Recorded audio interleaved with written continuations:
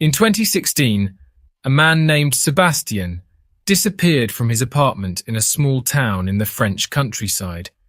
His family and friends quickly noticed his absence, as he was usually very communicative, while the police, guided by their experience, focused on a suspect, Sébastien's best friend. The family insisted they look elsewhere once they believed the police's suspect couldn't be the responsible. However, was the family right or wrong?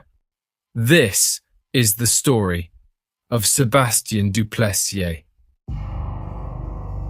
Sébastien Duplessier was born on November 18, 1986 in Compiègne, a city in northern France, just 1 hour and 20 minutes by car from Paris. It was here in his hometown that this mysterious case unfolded.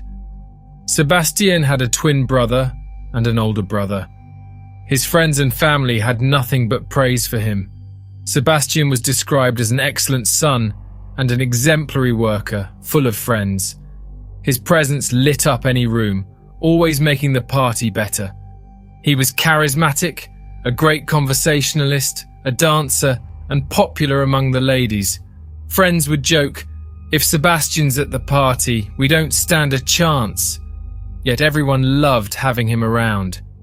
He was responsible, friendly, and well-liked. He worked with his twin brother, Alexandre, who was also his boss.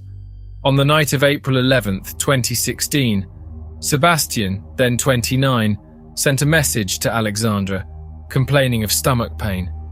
He suspected food poisoning and mentioned that if he felt unwell the next day, he wouldn't go to work and would see a doctor. The next day, Alexandre didn't hear from his brother. He sent a message and didn't receive a response. His calls always reported that the target's cell phone was out of range or turned off. Worried, he contacted their mother, but she hadn't seen or spoken to Sébastien in days. By the end of the day, Alexandre and their older brother, David, decided to visit his apartment. David had a copy of his key. As they entered the apartment, something seemed off. The vacuum cleaner was in the middle of the living room floor. Sébastien was meticulous about his belongings. His workspace was organized, but his home was typically tidy. Leaving a vacuum cleaner out was out of character. They also noticed a strong smell of cat urine, as if it hadn't been cleaned for days.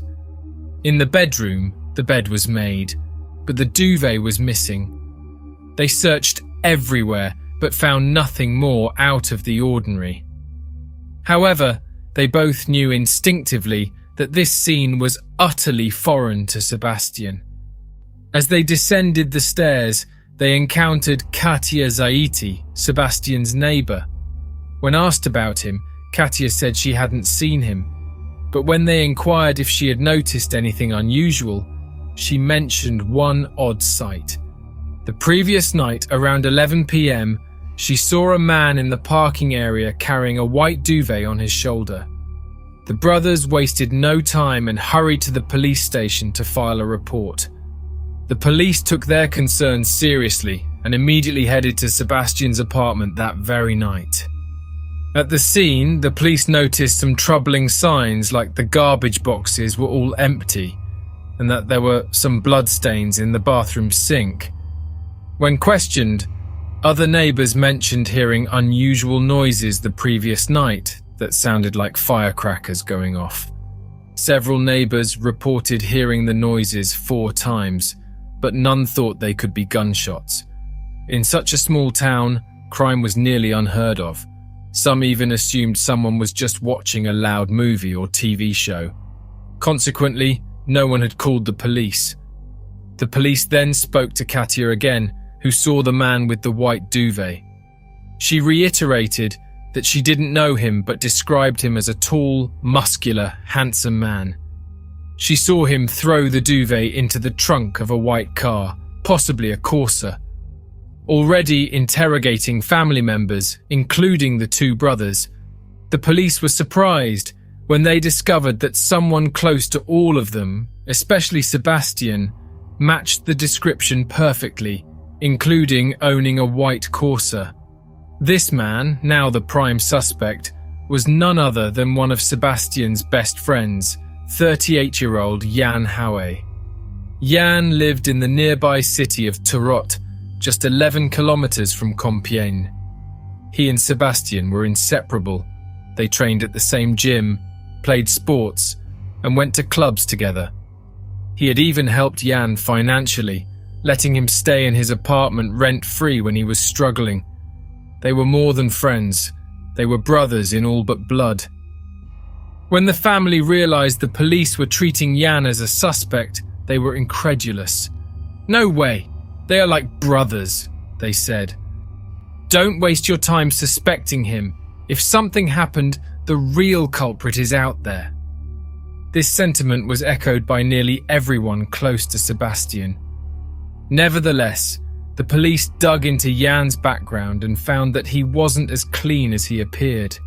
He had a record for assault, couldn't hold down a job, had debts, and engaged in illegal activities like selling drugs and anabolic steroids at the gym. Even more damning was the history of his cell phone. On the night of April 11th, the same night Sébastien's device sent a message to his brother, Jan's phone signal was identified in Compiègne.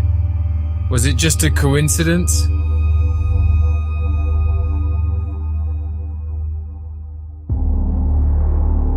On April 15th, the police decided to visit Jan's house for a chat without summoning him formally. They knocked on the door, and after a noticeable delay, a woman claiming to be his girlfriend answered, saying he wasn't there. But an officer positioned at the back heard a noise and saw someone running. A chase ensued. Jan was tall, strong, and athletically built, making him a formidable runner. But the police were relentless.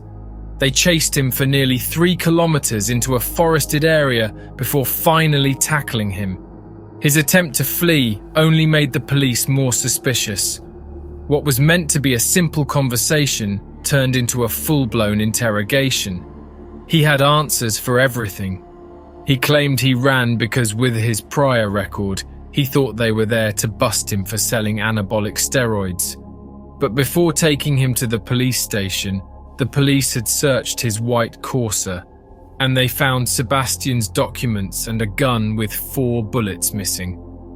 When questioned about the gun, the missing bullets, and his possession of the documents, he explained that Sébastien had entrusted him with the documents for safekeeping.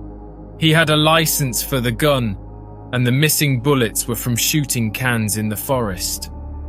The police tried to pressure Jan. They left him at the police station for a whole night without sleeping, and as exhaustion set in, he decided to tell the police a new story. He claimed that on the day Sébastien disappeared, he had visited to sell him a gun. While showing it to him, the gun accidentally went off, hitting him in the head. Panicked and fearing his criminal record would prevent anyone from believing it was an accident, he decided to stage the scene. Jan then fired 3 more shots at Sébastien to make it look like it had been done by someone furious with him. But after that, he was both afraid and sorry for leaving his best friend there like that. He decided to clean everything up. He wrapped his friend's body in plastic bags he found around the house, mostly garbage bags, and used tape to contain any liquids.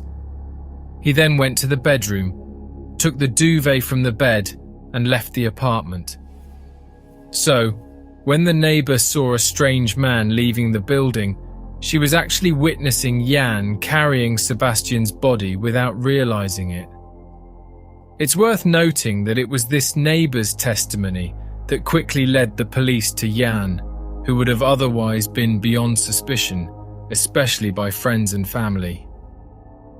He then put his friend's body in the car and went to a forest. There, he went into shock and couldn't do anything else. Dig, find a place to hide, nothing.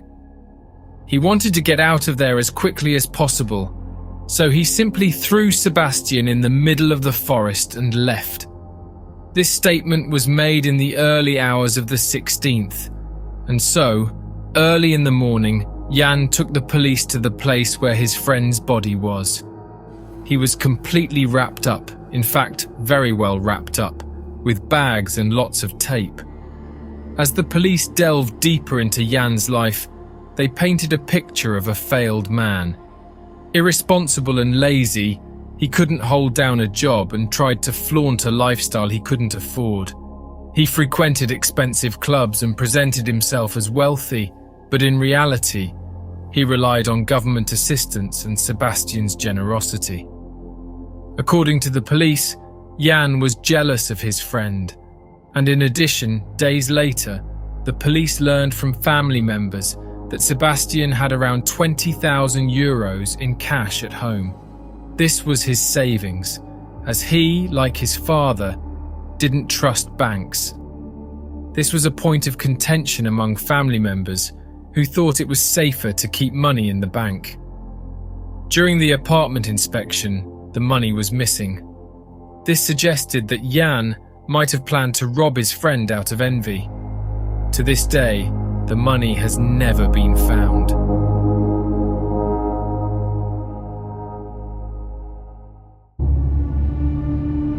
The trial began in September 2019. Jan maintained his story, claiming it was all an accident.